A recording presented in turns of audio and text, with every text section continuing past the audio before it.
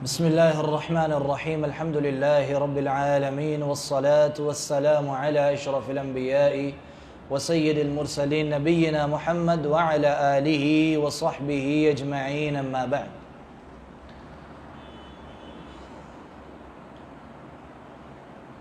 پچھلے ہفتے ہم نے سورہ بقرہ کی چند آیات کی تفسیر بیان کی تھی. جہاں ہم نے بات ختم کی تھی اس سے اگلی آیت کریمہ سے انشاءاللہ آج آغاز کریں گے. آج کی آیت کریمہ نمبر ہے 83 سے آغاز کریں گے.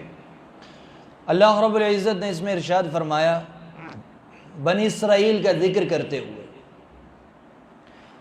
وَإِذْ أَخَذْنَا مِيثَاقَ بَنِي إِسْرَائِيل. وَإِذْ اور جب، اخذنا ہم نے لیا، میثاق بنی اسرائیل بنی اسرائیل سے وعدہ، عہد لیا. قرآن پاک میں لفظ عہد بھی آیا ہے اور میثاق بھی آیا ہے اور وعد بھی آیا ہے. کتنے الفاظ آئے ہیں؟ وعد بھی آیا ہے، اسے بھی وعدہ کہتے ہیں. عہد بھی آیا ہے، اس کو بھی وعدہ یا عہد دونوں لفظ استعمال ہوتے ہیں. اور میثاق ایسے وعدے کو، ایسے عہد کو کہتے ہیں جو بڑا پکا ہو، بڑا مضبوط ہو.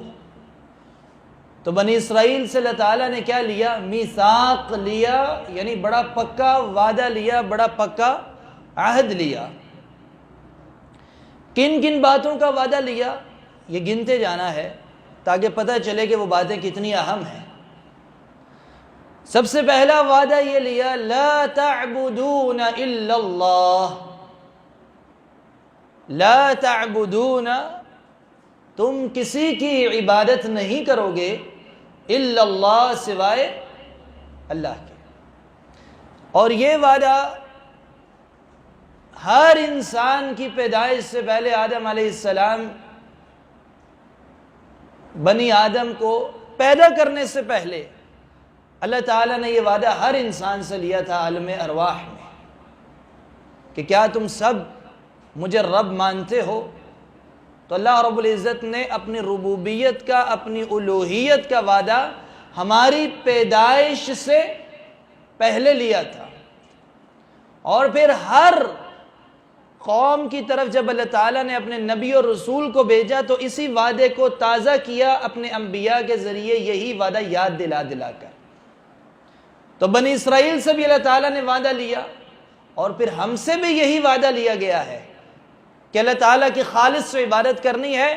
اور ہم اس وعدے کا روزانہ کتنی مرتبہ تکرار کرتے ہیں. کہاں تکرار ہوتا ہے؟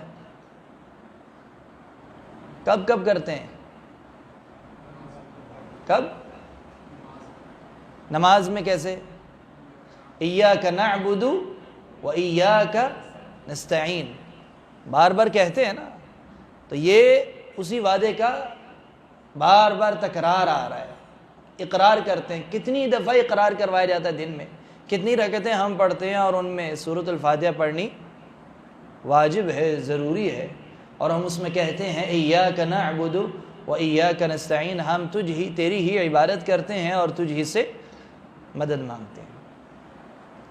تو بنی اسرائیل سے بھی اللہ تعالیٰ نے پہلا وعدہ یہ لیا، لا تعبدون الا اللہ، کہ اللہ کے علاوہ کسی اور کی عبادت نہیں کرو گے. یہ ہماری زندگی کا مقصد ہے. ہماری کامیابی کی بنیاد اس اصول پہ ہے، اس بات پہ ہے. تو جس بندے نے اللہ تعالیٰ کی خالص عبادت نہیں کی یا غیر اللہ کی عبادت کی طرف لگ گیا تو اس کی زندگی برباد،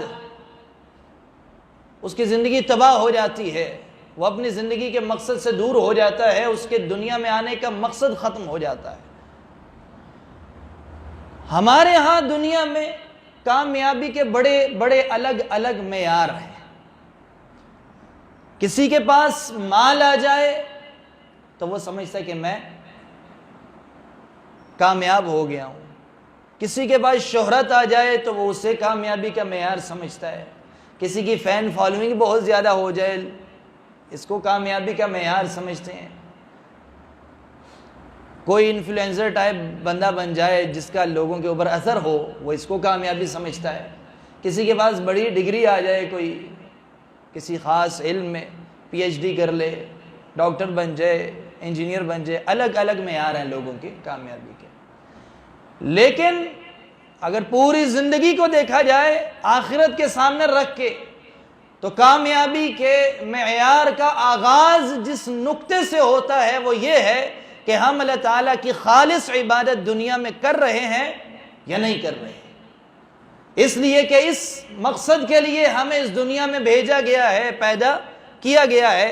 ایک آدمی کے پاس بڑی شہرت ہو، بڑے سے بڑا منصب ہو، زیادہ سے زیادہ مال ہو، بڑی دولت اکٹھی کر لے، دنیا کہے گی بڑا کامیاب آدمی ہے، ہر چیز ہے اس کے پاس، اور کیا چاہیے؟ لیکن اگر اس کے پاس خالص عبادت نہیں، اللہ تعالیٰ کی خالص عبادت نہیں، تو وہ دنیا کا ناکام ترین انسان ہے، کیونکہ جو کچھ اس نے حاصل کیا ہے وہ اسے فائدہ دینے والا نہیں۔ دنیا میں تھوڑا بہت فائدہ دے بھی دے گا، لیکن قبر میں کچھ نہیں جانا، آخرت میں یہ چیزوں نے کوئی فائدہ نہیں دینا۔ تو یہ یاد رکھنا ہے، کامیابی کا معیار دیکھنا ہو تو اس کا آغاز کہاں سے ہوتا ہے؟ لا تعبدون الا اللہ۔ اکثر لوگ وفات کے وقت اپنی اولاد کو وصیت کرتے ہیں، کس قسم کی باتیں بتائی جاتی ہیں، کون کون سی باتیں یاد دلاتے ہیں؟ بہت لمبی چوڑی لسٹ نہیں ہوتی، چند ایک باتیں موٹی موٹی بتا کے جاتے ہیں کہ مرنے سے پہلے یہ باتیں میرے بعد یاد رکھنا۔ وہ بڑی اہم ترین باتیں ہوتی ہیں باپ کے نزدیک جو مرنے سے پہلے بیٹوں کو بتاتا ہے۔ ہمارے ہاں کس قسم کی نصیحتیں ہوتی ہیں وفات سے پہلے؟ اگر کوئی کرتا بھی ہے، عموماً ویسے تو کرتے ہی نہیں ہے، لیکن اگر کر بھی لے تو کس قسم کی ہوں گی زیادہ سے زیادہ؟ کیا خیال ہے آپ کا؟ جی، لڑائی مت کرنا، جھگڑا نہ کرنا۔ کیوں؟ وہ سمجھتے ہیں کہ اس سے زندگی برباد ہوگی، تباہ ہوگی، فساد ہوگا۔ اکٹھے پیار محبت سلوک سے، سکون سے، اطمینان سے رہو۔ اور کیا نصیحت کرتے ہیں؟ جائیداد بھی بتا لیتے ہیں، فلاں دراز میں اتنا سونا پڑا ہے، فلاں جگہ اتنا میرا پیسے لینے والے ہیں، شاید دینے والے جن کو اللہ تعالیٰ کی توفیق ہوگی وہ دینے والے بھی بتا دیں گے کہ میں نے دینے بھی ہیں بھائی، لیکن کم از کم جو لینے والے ہیں یا جو ہیں وہ تو ضرور بتائیں گے۔ عام طور پہ ساری وصیتیں یا نصیحتیں وفات سے پہلے لوگ کرتے ہیں دنیا کے اندر رہ کے، آخرت کو سامنے رکھ کے کم لوگ کرتے ہیں جن کو اللہ تعالیٰ توفیق دیتا ہے۔ یعقوب علیہ السلام کی جب وفات کا وقت قریب آیا، اور سورہ بقرہ میں اللہ تعالیٰ نے پہلے پارے کے آخر میں آیات میں ذکر کیا ہے، اذ حضر یعقوب الموت، جب یعقوب علیہ السلام کو موت کا وقت قریب آیا، موت آنے والی تھی، تو انہوں نے اپنی اولاد کو جمع کیا، اپنے بچوں کو، بیٹوں کو جمع کیا، لبنیہ، بیٹوں کا ذکر ہے، بیٹوں سے کہا ما تعبدون من بعدی۔ کون سا نقطہ بیان کیا؟ کیا یاد دلایا انہیں؟ کس بات کی تنبیہ کی، تاکید کی؟ ما تعبدون من بعدی، ان کے نزدیک سب سے اہم ترین نقطہ یہ تھا کہ میرے بعد کس کی عبادت کرو گے، کس کی عبادت کرو، کس چیز کی فکر ہو رہی ہے ان کو؟ یہ فکر نہیں ہو رہی، کیونکہ ایک باپ کہتا ہے جی بچوں آپس میں پیار محبت سے رہنا، ٹھیک ہے، اچھی بات ہے، لیکن اگر کوئی پیار محبت سے نہ بھی رہے تو ضروری نہیں کہ وہ جہنم میں چلا جائے گا۔ صحیح بات ہے کہ نہیں؟ اصل چیز جو کامیابی کی ہے، پہلا نقطہ وہ یہ ہے کہ ہمیں یہ فکر ہونی چاہیے سب سے بڑھ کے، لڑائی جھگڑا نہ ہونا، اتفاق سے رہنا، امانت سے رہنا، دیانت سے رہنا، سچ بولنا، اچھے اخلاق سے رہنا، یہ ساری نصیحتیں اپنی جگہ اہم ہیں، لیکن سب سے بڑی نصیحت وہ کون سی ہے کہ میرے بعد کس کی عبادت کرو گے؟ اللہ تعالیٰ کی خالص عبادت کرنا۔ تو اب ایک باپ اپنی اولاد کو جب تربیت دیتا ہے تو سب سے پہلا نقطہ کون سا سمجھانا اس نے؟ بیٹا زندگی میں اللہ کے ساتھ شرک نہیں کرنا۔ اور ایک اور بھی واقعہ قرآن میں مشہور ہے حکیم لقمان کا، انہوں نے اپنے بیٹے کو نصیحتیں کی، سورہ لقمان میں پورا ایک لمبا رکوع ہے، بڑی خوبصورت نصیحتیں کی، جن میں والدین کی اطاعت بھی ہے اور تکبر سے دور رہنے کی بات بھی ہے، بے شمار نصیحتیں ہیں۔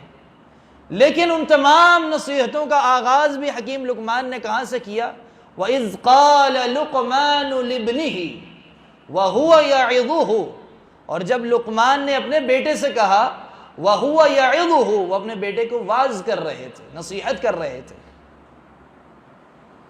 یا بنی لا تشرک باللہ، پہلی بات کیا بیان کی؟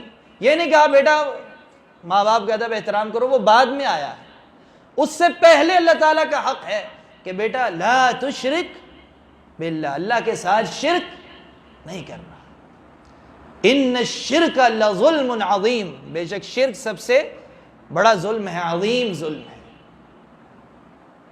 تو جب اللہ رب العزت کی توحید کی بات ہوتی ہو، اللہ تعالیٰ کی وحدانیت کا ذکر آئے، تو یہ سوچنا ہے کہ یہ دنیا کا سب سے اہم ترین اور سب سے بڑا درس ہے۔ جس بندے کو یہ نہیں آتا وہ کتنا بڑا انٹلیکچوئل بن جائے، کتنا بڑا کونسلنگ کرنے والا بن جائے، کتنا بڑا ٹرینر بن جائے، وہ بے وقوف ترین انسان ہے جس کو سب سے پہلا درس یہ نہیں آتا۔ بڑے بڑے ذہین لوگ ہوتے ہیں نا مشہور دنیا میں، دوسروں کو ٹریننگ دے رہے ہوتے ہیں، دوسروں کو اچھی زندگی گزارنے کے درس دے رہے ہوتے ہیں، لیکن اگر وہ شرک کر رہے ہیں، ان بے وقوفوں کو یہی نہیں پتا کہ میں دنیا میں پیدا کس لیے ہوا ہوں، اپنی زندگی انہوں نے برباد کی ہے، تو دنیا کے باقی سارے درس بیکار ہو جاتے ہیں جس بندے کے پاس توحید کا درس نہیں ہے۔ تو بنی اسرائیل سے اللہ تعالیٰ نے پہلا کیا میثاق لیا؟ وَإِذْ أَخَذْنَا مِيثَاقَ بَنِي إِسْرَائِيل، بنی اسرائیل سے اللہ تعالیٰ نے پہلا وعدہ یہ لیا لَا تَعْبُدُونَ إِلَّا اللَّهِ، اللہ کے علاوہ کسی اور کی عبادت نہیں کرنی۔ آگے فرمایا وَبِالْوَالِدَيْنِ إِحْسَانًا، اور والدین کے ساتھ احسان، اچھا سلوک کرنا ہے، احسان مندی کرنی ہے۔ اس سے بھی اہمیت واضح ہو گئی، اور یہ صرف اس آیت میں نہیں، بے شمار آیات ایسی ہیں کہ اللہ رب العزت نے جہاں اپنی عبادت کا حکم دیا، اس کے فوراً بعد اپنا حق بیان کرنے کے فوراً بعد والدین کے حقوق کا ذکر کیا ہے۔ لہٰذا یہ دوسرا اہم ترین ہمارے لیے اہم درسوں میں سے یہ بھی ایک بہت بڑا درس ہے۔ تو حقوق العباد کہاں سے شروع ہوتے ہیں؟ کہاں سے شروع ہوتے ہیں؟ والدین کے حقوق سے۔ بعض لوگ باہر بڑے اچھے ہوتے ہیں، با اخلاق ہوتے ہیں، بڑے نرم دل ہوتے ہیں، اور گھر میں اس کے بالکل برعکس معاملہ ہوتا ہے، نہ ماں باپ کی عزت احترام، نہ بھائیوں بہنوں کے حقوق کا خیال، باہر پیسے بانٹتے پھریں گے، گھر کے اندر جو ہے کنجوسی کریں گے، پیسوں کے لیے لڑیں گے۔ ایسے ہے کہ نہیں؟ ہمارے معاشرے میں بڑی مثالیں ملیں گی۔ تو سب سے پہلے حقوق العباد کا آغاز کہاں سے ہو رہا ہے؟ والدین کے ساتھ حسن سلوک کے ساتھ پیش آنا۔ اور اس کی اہمیت یہ ہے کہ اللہ تعالیٰ نے اپنے حق کے بعد، اپنی خالص عبادت کا ذکر کرنے کے بعد والدین کا احسان کے ساتھ معاملہ کرنے کا حکم دیا ہے۔ آگے فرمایا وَذِي الْقُرْبَى، پھر رشتہ دار آتے ہیں، پھر بھی دور والے بعد میں ہیں۔ پہلے کون ہے؟ قریب والے، اور جتنا زیادہ قریب ہے اتنا زیادہ مستحق ہے، حقدار ہے ہر قسم کی احسان مندی کا، نیکی کا۔ اور سب سے بڑی نیکی ایک انسان جو دوسرے انسان پہ کرتا ہے وہ کون سی نیکی ہے؟ بتائیں ذرا۔ پیسوں کی نیکی ہو سکتی ہے، نیکی ہے پیسے کسی کی مدد کر دینا، کسی کو کھانا کھلا دینا، یہ ساری نیکیاں ہیں، لیکن سب سے بڑی نیکی کون سی ہے؟ سیدھا راستہ دکھانا، سیدھا خیر کا راستہ دکھانا، دین کی بات بتانا، اللہ تعالیٰ کا خوف دلانا، دین کی بات بتانا، یہ سب سے بڑی نیکی ہے۔ نصیحت کرنا، برائی سے روکنا، اچھائی کی دعوت دینا، یہ سب سے بڑی نیکی ہے۔ یہ سب سے بڑا حق ہے ہم میں سے ہر ایک کے اوپر، ایک دوسرے کو ادا کرنا ہے۔ وَذِي الْقُرْبَى، والدین کے بعد قریبی رشتہ دار جو ہے ان کے ساتھ بھی احسان کا معاملہ کرو۔ وَالْيَتَامَى وَالْمَسَاكِينَ، پھر فرمایا یتامہ، یتیموں کے ساتھ بھی احسان مندی کا معاملہ کرو۔ والمساکین، اور مسکینوں کے ساتھ بھی۔ مسکین، یتیم تو معروف ہے، یتیم کسے کہتے ہیں؟ یتیم کہتے ہیں وہ نابالغ لڑکا یا لڑکی بلوغت سے پہلے جس کے ماں باپ دونوں یا دونوں میں سے کوئی ایک وفات پا جائے اسے کیا کہتے ہیں؟ یتیم۔ ایک بندہ بالغ ہو گیا 25-30 سال کا، والد فوت ہو گئے تو وہ یتیم ہے؟ نہیں، وہ یتیم نہیں ہے، کیونکہ وہ بالغ ہو چکا ہے، اس عمر کے حصے سے آگے نکل چکا ہے۔ بالغ ہونے سے پہلے اگر کسی کے والد وفات پا جائیں تو وہ کیا کہلائے گا؟ یتیم ہے۔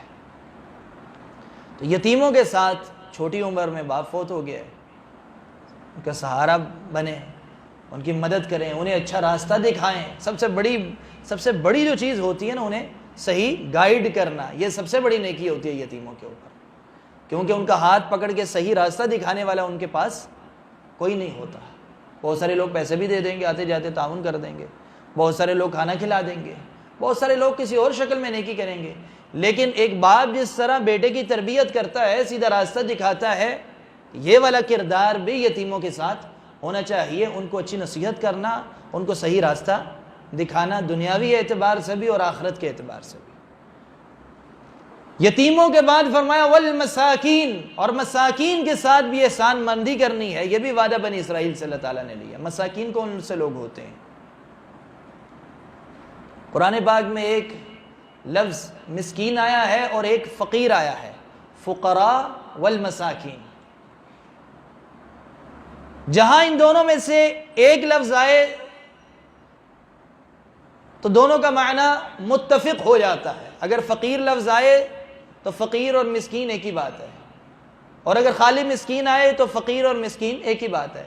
لیکن جہاں یہ دونوں اکٹھے آ جائیں، فقراء اور مساکین، جیسے زکوٰۃ کے مصارف والی جو آیت کریمہ اس میں دونوں اکٹھے آئے ہیں، اس میں اللہ تعالیٰ نے فرمایا انما الصدقات للفقراء والمساکین۔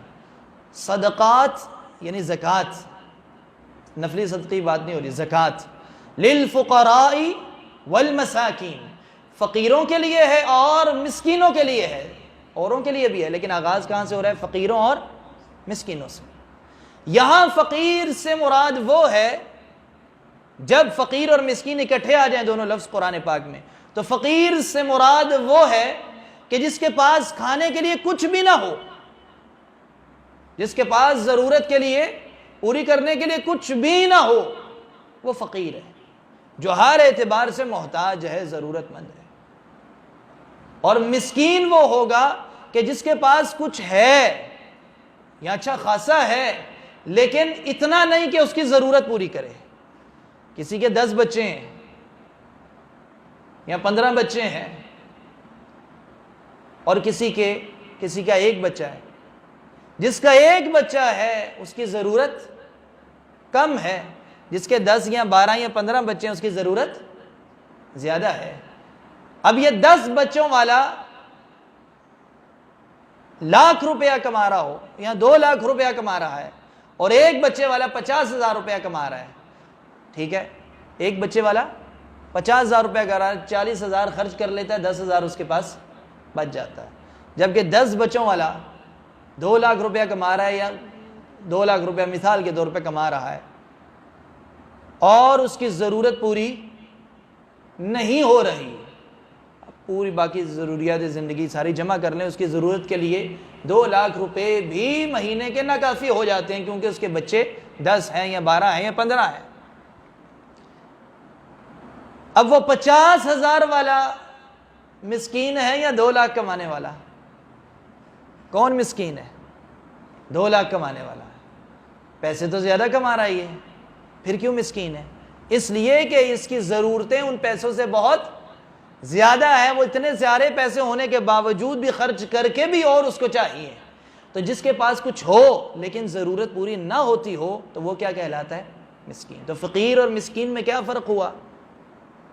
فقیر جس کے پاس کچھ بھی نہ ہو، اور مسکین جس کے پاس کچھ ہے لیکن اس کی ضرورتیں پوری نہیں ہو رہی۔ یہ جہاں فقراء اور مساکین دونوں لفظ اکٹھے آئے، جہاں الگ الگ آئے تو دونوں کا معنی ایک جیسا ہو جاتا ہے۔ یہاں فرمایا مساکین کا خیال رکھنا، اس میں دونوں قسم کے لوگ آ گئے، یعنی جس کے پاس بالکل کچھ نہیں ان کا بھی خیال رکھنا، اور جن کے پاس کچھ ہے لیکن اور ضرورت ہے، ضرورت پوری ہونے کے لیے کافی نہیں، ان کا بھی خیال رکھو، ان کے ساتھ بھی احسان مندی کا معاملہ کرو۔ اچھا، اردو زبان میں بولا جاتا ہے غریب لفظ، غریب کسے کہتے ہیں؟ ہاں، جس کے پاس پیسے نہ ہو. لیکن عربی میں غریب کا تعلق پیسے سے نہیں ہے. عربی میں غریب اسے کہتے ہیں جو اجنبی ہو, جو اجنبی ہو. ہاں, پردیسی کہہ لیں, جس غیر معروف ہے, جس کو لوگ زیادہ جانتے نہیں. جیسے اللہ کے رسول صلی اللہ علیہ وسلم نے فرمایا کن فی الدنیا کأنک غریب, دنیا میں ایسے رہو جیسے تم غریب ہو. اس کا کیا مطلب ہوا؟ غریب بن جائیں, پیسے کمانا چھوڑ دیں. بعض لوگ ترجمہ اس کا یہ کر دیتے ہیں کہ غریب بن کے رہو, اور پیسے بھی کما رہے ہیں پھر. تو یہ پیسوں کے معنی میں نہیں آ رہا ہے یہاں. غریب کس معنی میں آ رہا ہے؟ اجنبی بن کے رہو. یعنی یہ دنیا چند دنوں کی زندگی ہے, 4 دن کی زندگی ہے, یہ مسافر خانہ ہے, یہ سٹے کرنے کی جگہ ہے, ہمیشہ رہنے کی جگہ نہیں. ہمیشہ رہنے کی جگہ کون سی ہے؟ آخرت میں 2 ٹھکانے ہیں, ایک کامیاب لوگوں کا جنت اور ناکام لوگوں کا جہنم. آخرت کی زندگی ہمیشہ ہمیشہ چلے گی. دنیا کی زندگی محدود چند دنوں کی زندگی ہے. تو مسافر کی طرح یہاں رہو. جیسے تم کہیں سفر کرتے ہو, راستے میں پیٹرول پمپ پہ رکتے ہو, تو وہاں آپ کو کوئی جانتا نہیں ہوتا, اور آپ کے پاس جو ساز و سامان گاڑی میں پڑا ہوتا ہے اتنا ہی ہوتا ہے جتنا سفر کے لیے ضرورت ہے. ضرورت سے زیادہ سفر کے دوران بوجھ اٹھانے والا عقل مند ہے یا بے وقوف ہے؟ بولیں, بے وقوف ہے. تو ہم مسافر ہیں کہ نہیں؟ تو پھر ضرورت سے زیادہ سوچتے ہیں نا, ہم ضرورت سے زیادہ سوچتے ہیں. جو ہے اس کے شکر. اب ضرورت سے زیادہ اگر کسی کے پاس کمائی آ رہی ہے تو یہ نہیں کہا جائے کہ وہ بے وقوف ہے. ہاں, اگر وہ اس کو دل میں بسا لے, ٹارگٹ بنا لے کہ پیسے ہی کمانا ہے, آنے والی 10 نسلوں کو کما کے چھوڑ کے جانا ہے, اتنا جمع کرنا ہے, تو پھر یقیناً بے وقوف ہے. کسی کی ضرورت پوری ہو رہی ہے, تھوڑا اضافی بھی آ رہا ہے, صدقہ و خیرات کرتا ہے, یہ کوئی مسئلہ نہیں. لیکن بعض لوگ سوچتے ہیں کہ 10 نسلوں کا پیسہ ہم نے کما کے جانا ہے, جبکہ ہمیں اللہ کے رسول نے کیا کہا ہے؟ غریب بن کے زندگی گزارو. آگے فرمایا اسی حدیث کے آگے الفاظ ہیں او عابر السبیل, یا ایسے گزارو جیسے تم راستے سے گزرنے آئے ہو. یعنی یہ دنیا راستے کے اندر ایک جگہ ہے جہاں سے صرف گزرنا ہے, یہ گزرگاہ ہے. اس کے بعد کہاں جانا ہے؟ دنیا کے بعد کہاں جانا ہے؟ قبر میں. اور وہ قبر بھی ہمیشہ کی جگہ نہیں ہے. نہ دنیا ہمیشہ کی جگہ ہے اور نہ قبر ہمارا ٹھکانہ ہے. قبر سے بھی اٹھائے جانا ہے آخرت میں. پھر اللہ تعالیٰ نے فیصلہ کرنا ہے کہاں جانا ہے, وہ پکا ٹھکانہ ہوگا جو جہاں جائے گا. جنتی جنت میں جائیں گے, جہنمی. تو قبروں کے اوپر جو آخری آرام گاہ لکھا ہوتا ہے یہ نہیں لکھنا چاہیے. کیوں نہیں لکھنا چاہیے؟ کیونکہ یہ آخری ٹھکانہ نہیں ہے, یہ آخری آرام گاہ نہیں ہے. پہلی بات, اندر آرام گاہ ہے یا کیا ہے اس کا بھی ہمیں کوئی پتہ نہیں. کسی کو پتہ ہے کہ اس قبر کے اندر آرام ہے, سکون ہے, اطمینان ہے بندے کو؟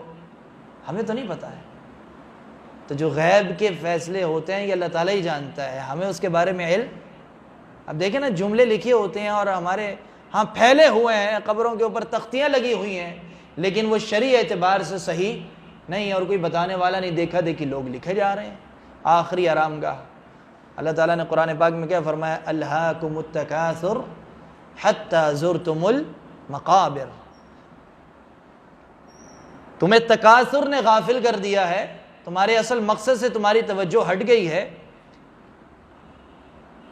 کثرت کی طرف پڑ گئے ہو, ہر چیز ملتی رہے, زیادہ سے زیادہ ملے, ساری توجہ اس کی طرف ہے, اور ایسے ہی ایک دن مر جاؤ گے. اور حتی زرتم المقابر, حتیٰ کہ تم زیارت کرو گے کس کی؟ قبر کی. یہ نہیں کہا زیارت کا لفظ آیا ہے, قبر زیارت کی جگہ ہے. زیارت کی جگہ ہمیشہ رہنے والی نہیں ہوتی, آخری نہیں ہوتی. یعنی کچھ دیر کے لیے وہاں بندہ دفنایا جائے گا اور اس کے بعد دوبارہ اٹھایا جائے گا, ہمیشہ کے لیے نہیں رہے گا. لہٰذا قبر زیارت کی جگہ ہے, آخری آرام گاہ. آخری لفظ اس کے لیے استعمال نہیں کر سکے. ویسے تو قبر پہ کچھ لکھنا ہی نہیں چاہیے. قبر کے اوپر کچھ بھی لکھنا, لمبے چوڑے مضمون لکھنا سنت سے کہیں سے ثابت نہیں ہے. ہم پورا شجرہ نسب لکھ دیتے ہیں قبروں کے اوپر. قبریں کوئی پینٹنگ کرنے کی جگہ نہیں ہے, خطاطی کرنے کی جگہ نہیں ہے, بلکہ قبر تو ہونی ہی سادی چاہیے کہ جس کو دیکھ کے آخرت یاد آئے.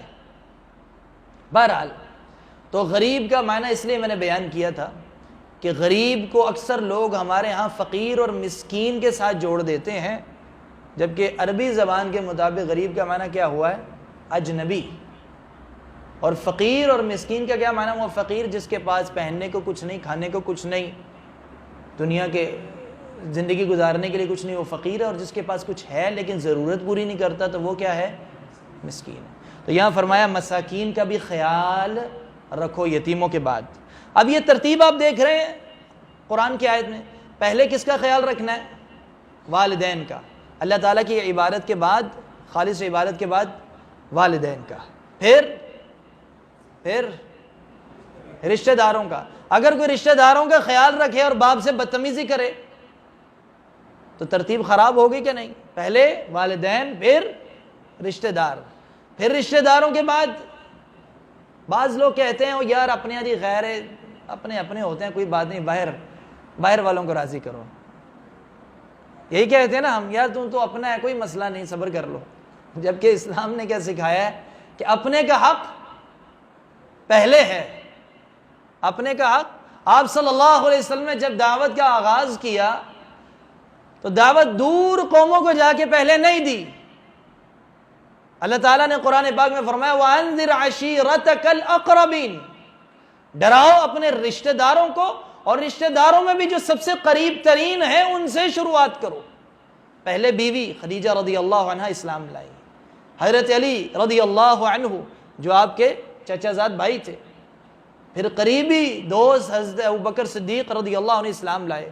قریب ترین لوگوں کو پہلے دعوت دی جو اسلام لائے. یہ تو نہیں کہ اپنے قریبیوں کو چھوڑ کے آپ صلی اللہ علیہ وسلم نے دوسروں کو دعوت دی ہو, یہ نہیں کیا. کیسی زبردست خوبصورت ترتیب سکھائی گئی ہے. جب قرآن پہ ہم غور کرتے ہیں کتنی زبردست زندگی مینج کرنا سکھائی جا رہی ہے کہ پہلے والدین, پھر رشتہ دار, پھر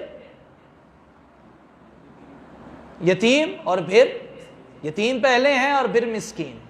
آگے فرمایا وَقُولُوا لِلنَّاسِ حُسْنًا, پھر تمام انسان, باقی بھی جتنے انسان ہیں, وَقُولُوا لِلنَّاسِ حُسْنًا, پھر لوگوں کے ساتھ جب بات کرو تو اچھی بات کرو, ہر ایک کے ساتھ, ہر انسان کے ساتھ احسان مندی کا معاملہ رکھو.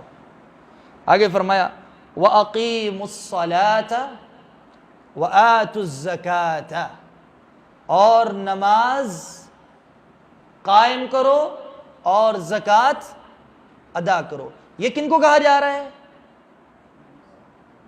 کس قوم کی بات ہو رہی ہے یہاں پہ؟ بنی اسرائیل. اس کا مطلب یہ ہوا کہ بنی اسرائیل میں بھی نماز اور زکوٰۃ کا حکم تھا. نماز کے قائم کرنے کا حکم آج صرف امت محمدیہ سے شروع نہیں ہوا. آپ صلی اللہ علیہ وسلم سے پہلے بھی جو انبیاء اور رسل آتے رہے وہ بھی اپنی قوموں کو نماز اور زکوٰۃ کا حکم دیتے تھے.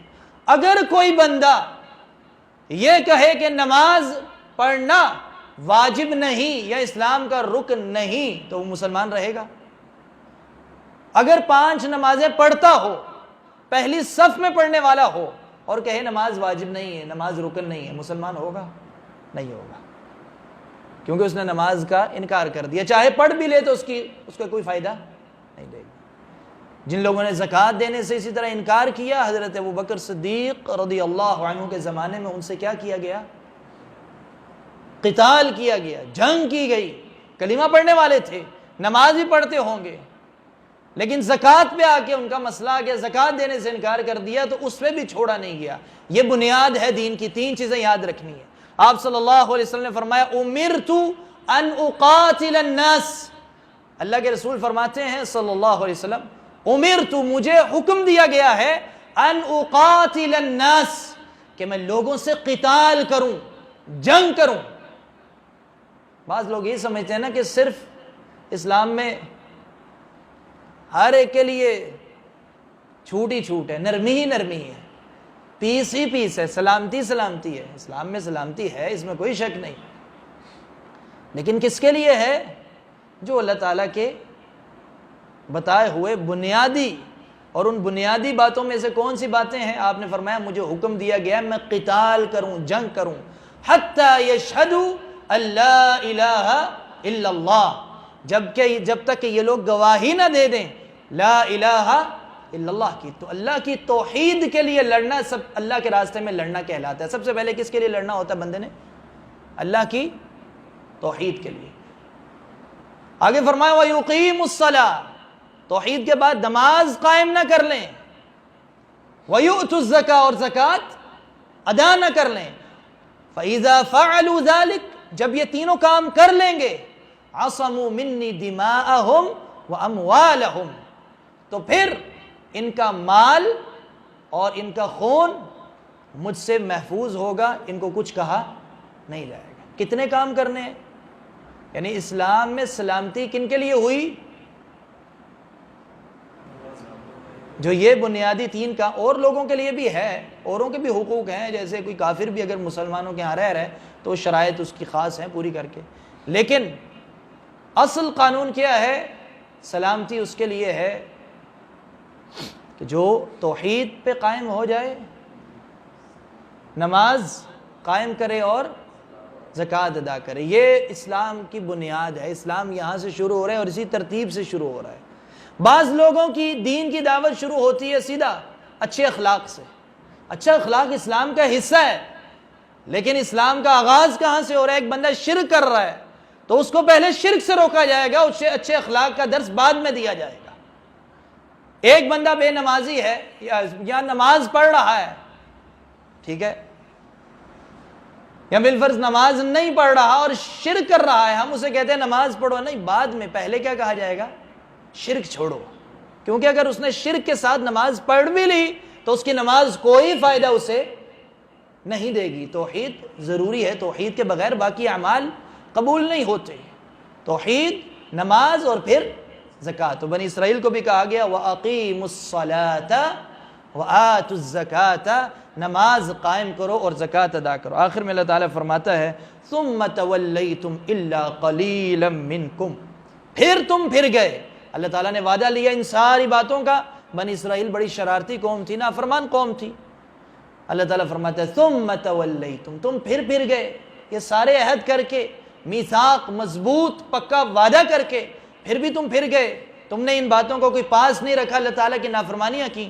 إِلَّا قَلِيلًا مِّنْكُمْ، سوائے تم میں سے قلیل ایسے، چند لوگ ایسے تھے، تھوڑے لوگ ایسے تھے جنہوں نے اس وعدے کو پورا کیا۔ وَأَنْتُمْ مُعْرِضُونَ، اور تم اعراض کرنے والوں میں سے ہو گئے، تم ان ساری باتوں سے دور ہو گئے، تم نے منہ پھیر لیا۔ تو بنی اسرائیل کی بارے میں جو یہ آیت آ رہی ہے، یہ ہمیں کیوں بتائی گئی ہے یہ ساری باتیں قرآن میں؟ کہ یہ حرکتیں پھرنے والی، اللہ تعالیٰ کے وعدے پورے نہ کرنے والی حرکتیں کون قوم کرتی تھی؟ آج ہم بھی یہودیوں سے کتنی نفرت کرتے ہیں، عیسائیوں سے بھی کرتے ہیں، یہودیوں سے زیادہ کرتے ہیں کہ نہیں کرتے؟ ہم سمجھ گمراہ لوگ ہیں، ظالم لوگ ہیں، فسادی لوگ ہیں، لیکن کون سا ایسا کام ہے جو وہ کرتے ہیں اور ہم نہیں کرتے؟ شرک ہمارے اندر ہو رہا ہے کہ نہیں؟ آج مسلمان کہنے والا مزاروں پہ جا کے دیکھیں، رش دیکھیں، نمازیں کتنے لوگ پڑھ رہے ہیں، زکوٰۃ کتنے لوگ ادا کر رہے ہیں، کام سارے ہم جن وجہ سے یہودیوں پہ اللہ تعالیٰ کا غصہ اور غضب نازل ہوا، وہ سارے کام ہم بھی کر رہے ہیں۔ ہم کہتے ہیں وہ برے ہیں، ہم ٹھیک ہے، نہیں، ہمیں اسی لیے تو اللہ تعالیٰ نے یہ یاد کروایا ہے کہ ان کو یہ کہا گیا تھا، انہوں نے نافرمانی کی، پھر گئے، تم لوگ نہ پھرنا، ان کے راستوں پہ نہ چلنا۔ تو یہ تھی ایک آیت کریمہ، طویل آیت ہے اور بڑی جامع آیت ہے، جس میں کافی سبق آموز باتیں ہم نے سیکھی۔ اللہ تعالیٰ سے دعا ہے اللہ تعالیٰ ہمیں عمل کرنے کی توفیق عطا فرمائے۔ وصلی اللہ علی نبینا محمد وعلی آلہ وصحبہ اجمعین۔